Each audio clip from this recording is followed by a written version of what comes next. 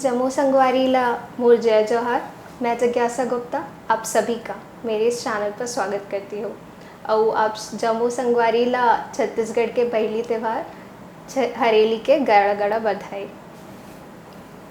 आज हमारे बीच छत्तीसगढ़ की राजनीति की जीवन की एक ऐसी हस्ती मौजूद है जिन्होंने प्रदेश में अपनी अलग पहचान बनाई है।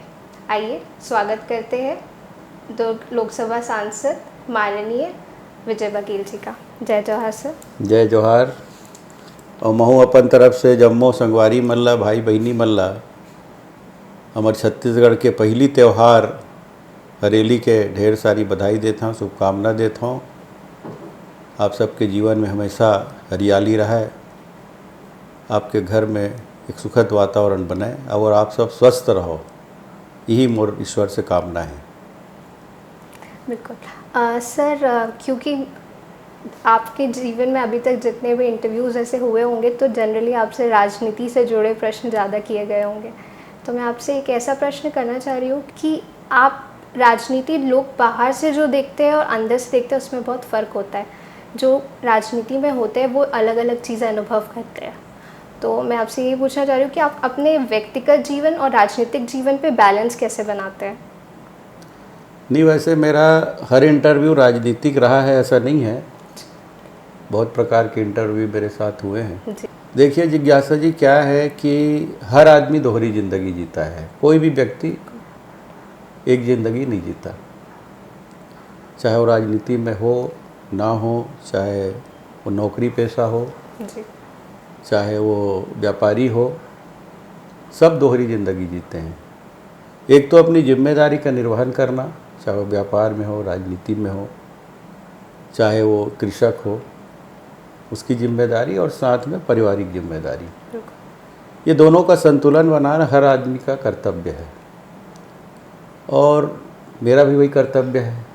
और चूँकि मैं तो राजनीतिक भी हूँ और राजनीतिक मेरा कोई इतना शौक़ नहीं है या मैं राजनीति में बहुत बड़े ओहदे ग्रहण कर लूँ, ये मेरी मानसिकता कभी नहीं रही। ईश्वर ने जो दिया है उसको कैसे सरलता से निभा सकूं, ये मेरी हमेशा से भावना रही है और ये मेरे माता पिता के दिए हुए संस्कार हैं। मैं सामाजिक भी हूँ, मैं अपने सर्वकुर्मी समाज का अध्यक्ष हूँ प्रदेश का, पिछले 6 सालों से, उसके पहले महामंत्री था, पूर्व में युवा अध्यक्ष भी रहा समाज का। तो मेरा बचपन सामाजिक दायित्वों के निर्वहन में ज़्यादा बीता बनिस्बत राजनीति के। और मैं सर्विस में भी था, भिलाई स्टील प्लांट में मैं सर्विस करता था। 19 साल मैंने वहाँ सेवाएं दी एक कर्मचारी के रूप में। तो उसी बीच एक ऐसा वाक़या आया और मेरा खेल में ज़्यादा रुचि, मैं राष्ट्रीय स्तर का कबड्डी खिलाड़ी भी हूँ, तो मेरा ध्यान ज़्यादा पढ़ाई में ना होकर खेल में ज़्यादा रहता था और मैं खेल जीवन को ज़्यादा महत्व देता था। पढ़ाई तो जैसे ठीक है, ग्रेजुएट हो जाए ठीक है, बाकी खेल को मैं ज़्यादा महत्व देता था। और खेल के साथ साथ बहुत सारे रचनात्मक कार्यों से हम सब युवा साथी जुड़े हुए थे, जिसके साथ मैं भी अपना योगदान दिया करता था। मगर इसी बीच ये एक घटना हुई मेरे साथ जीवन में कि मैं राजनीति में आया और ये मेरे पिताजी के कारण मैं राजनीति में आया। मेरे पिताजी के निर्देशों का पालन करते हुए मैंने पहले कांग्रेस की सदस्यता ली पहली बार 1987 में, और तब से राजनीतिक जीवन की मेरी शुरुआत हुई। लेकिन मैंने कभी राजनीति को किसी फ़ायदे के लिए या किसी बड़े ओहदे के लिए मैंने ग्रहण नहीं किया। वहाँ भी जाकर मेरे जन भावना और जन सेवा की भावना थी, यही मेरे लिए प्रमुख था। सर, जैसे मैंने आपके बारे में काफ़ी पढ़ा है तो मुझे आपने बताया था कि आपने राजनीति इसलिए ज्वाइन की कि आपको जो लोगों की सोच है, एक धारणा पॉलिटिशियंस को लेकर, वो बेसिकली आपको चेंज करनी थी लोगों की सोच। तो सर, आपने अभी लास्ट इलेक्शंस में एक ऐतिहासिक जीत दर्ज की है भिलाई दुर्ग से हमारे। तो सर, आप लोगों को भी वो नर्वसनेस होती है क्या, वो जो एग्ज़ाम्स के पहले बच्चों को होती है कि अपना रिज़ल्ट आने के पहले, तो क्या पॉलिटिशियंस को भी ये वाली नर्वसनेस होती है? आप लोग को? नहीं होती है, बहुत लोग को होती है, जी लेकिन मेरे विचार में मैं ऐसा नहीं सोचता। मैं तो हर चीज़ को खेल की भावना से सोचता हूँ, क्योंकि मैं खिलाड़ी हूँ। जी बिल्कुल। और हमारे गुरुजी भी कहा करते थे कि हर चीज़ को खेल की भावना से लेना चाहिए। जीत हार तो जीवन का एक सत्य है, बिल्कुल। उसको हम लोग धारण करें। और मैंने कभी भी अति उत्साह से कोई काम नहीं किया, और ज़्यादा आसान्वित भी नहीं रहा किसी चीज़ के लिए। अपना कर्म करो, फल देने वाले ईश्वर हैं, और ईश्वर की जब जो भी मर्जी होगी वो किस्मत के द्वारा हमको मिलेगी। बिल्कुल। ये मैं हमेशा कहता हूँ, अपने साथियों को भी कहता हूँ, अपने बच्चों को भी कहता हूँ। कर्म से आदमी को मान सम्मान मिलता है, लेकिन किस्मत से मंजिल मिलती है और पद मिलता है, ये मेरा मानना है। तो किस्मत को निश्चित रूप से अंत में आदमी मानता है, और हर धर्म हर ग्रंथ में यही लिखा है कि हम कर्म करें, फल की इच्छा ईश्वर के ऊपर छोड़ दें। मेरा भी हमेशा से यही भाव रहा है, और उसी का प्रतिफल है कि मैं हमेशा चाहे सफलता मिले या ना मिले, मैं समभाव रहता हूँ। लोग मेरे से ज़्यादा उत्साहित रहते हैं, मेरे साथीगण मेरे से ज़्यादा नहीं मिलने पर दुखी भी होते हैं, हारने पर दुखी होते हैं, लेकिन मैं उनको समझाता हूँ कि ठीक है, अभी समय हमारे लिए अनुकूल नहीं है, और आएगा, अनुकूल समय आएगा और सफलता मिलेगी, और अच्छी सफलता मिलेगी। उसके लिए हम लोग भाव रखें और ईश्वर के ऊपर भरोसा रखें। जी बिल्कुल, बिल्कुल सही कहा आपने कि सही डायरेक्शन में काम करना बहुत ज़रूरी है। सर, क्योंकि आपने हमेशा से युवाओं का समर्थन किया अच्छे कार्यों में, जैसा हम सब जानते हैं, तो आपको क्या लगता है कि प्रदेश के युवा अभी सक्षम है प्रदेश की पॉलिटिक्स को ज्वाइन करने में या देश की सरकार चलाने में? निश्चित रूप से है, काबिलियत है, लेकिन सही दिशा में उनको बिल्कुल ले जाने की ज़रूरत है। जी आजकल सोशल मीडिया का ज़माना है, और उसमें खासकर जो यंग लोग हैं, जी जो अभी की पीढ़ी है, जी वो सोशल मीडिया के प्रति इतने जागरूक हैं, लेकिन उसको सही दिशा में वो उपयोग करें। क्योंकि सोशल मीडिया में तो हम देखते हैं कि अपने मोबाइल में बहुत तरीके से ऐप है। हम गलत दिशा में ना जाकर अच्छी दिशा को ग्रहण करके अगर उसका सदुपयोग करें तो उसका बहुत ज़्यादा महत्व है। और अभी के ज़माने में तो सोशल मीडिया इतना हमारे लिए सदुपयोगी है। हम लोग को लोकसभा में भी हमेशा हमारे जो लोकसभा अध्यक्ष जी हैं, हमारे माननीय प्रधानमंत्री जी हैं, हमारे माननीय राष्ट्रीय अध्यक्ष जी हैं नड्डा जी, हमेशा ये उत्प्रेरित करते हैं कि आप लोग स्वयं सोशल मीडिया के माध्यम से लोगों तक जुड़े। और अभी तो वही एक अच्छा माध्यम है कि हम ज़्यादा कम समय में ज़्यादा से ज़्यादा लोगों के साथ जुड़ सकते हैं। और उसको अगर आज के युवा ग्रहण कर ले तो निश्चित रूप से आज की युवा में इतना टैलेंट है। और हम देखते हैं कि मेरिट में कई बच्चे, खासकर बच्चियां, और अभी जब रिजल्ट देख रहे थे तो हर स्कूल में 90-95% से कम रिजल्ट किसी स्कूल में नहीं आया है। गवर्नमेंट स्कूलों में भी अब अच्छी स्थिति रखने वाले बच्चे हैं। तो ये प्रमाण है आज के बच्चों के योग्यता का। उस योग्यता को सही दिशा में ले जाने की आवश्यकता है। तो निश्चित रूप से आने वाला कल उनके लिए है। और वर्तमान परिस्थिति में अच्छे राजनीतिज्ञ का आना बहुत ज़रूरी है, क्योंकि राजनीति से लोगों को घृणा हो गया है जी। आज जो वातावरण चल रहा है वो स्वयं के स्वार्थ के लिए लोग राजनीति कर रहे हैं। कितना ज़्यादा मैं उससे लाभ कमा लूँ, कितने ज़्यादा मैं अपने लोगों को उससे लाभान्वित कर लूँ। देश हित, राष्ट्र हित और अपने ज़मीन से जुड़े जो भाव है उसको हम अनदेखा करते हुए अपने हित की काम सोचते हैं। इसलिए राजनीतिज्ञों के प्रति लोगों का एक जो भावना बनी है, दुर्भावना बनी है, उसको मिथ्या साबित करना अभी बड़ा कठिन है। और मैं अपने स्तर पे तो अपने आप को उस रूप में लाने का प्रयास करता हूँ, लेकिन मेरी भी कहीं न कहीं कमज़ोरी है। हम भी मानव हैं, मेरी भी बहुत सारी कमज़ोरी होगी जी। नहीं सर, ये बहुत बड़ी बात है कि इंसान को अपनी कमज़ोरी या वीकनेस अगर खुल के कोई एक्सेप्ट कर रहा है तो बहुत बड़ी बात है। सर, क्योंकि हमने अभी फीमेल्स की बात ही की है, आपने बताया कि बच्चों का परसेंट, तो मैंने ये देखा है कि हमारे जो देश में फ़ीमेल की पॉपुलेशन 50% से ज़्यादा ही है, लेकिन पॉलिटिक्स में पार्टिसिपेशन बहुत कम है। तो महिलाओं का पॉलिटिक्स में पार्टिसिपेशन हम कैसे बढ़ा सकते हैं? देखिए, सबसे ज़्यादा अभी जब हम लोकसभा में पहुँचे तो सबसे ज़्यादा महिलाओं की भागीदारी इसी 17वीं लोकसभा में है, जिसमें मैं अभी जी, बिल्कुल। आप सबके आशीर्वाद से, पूर्व लोकसभा की जनता के जी। आशीर्वाद से पहुंच पाया हूं।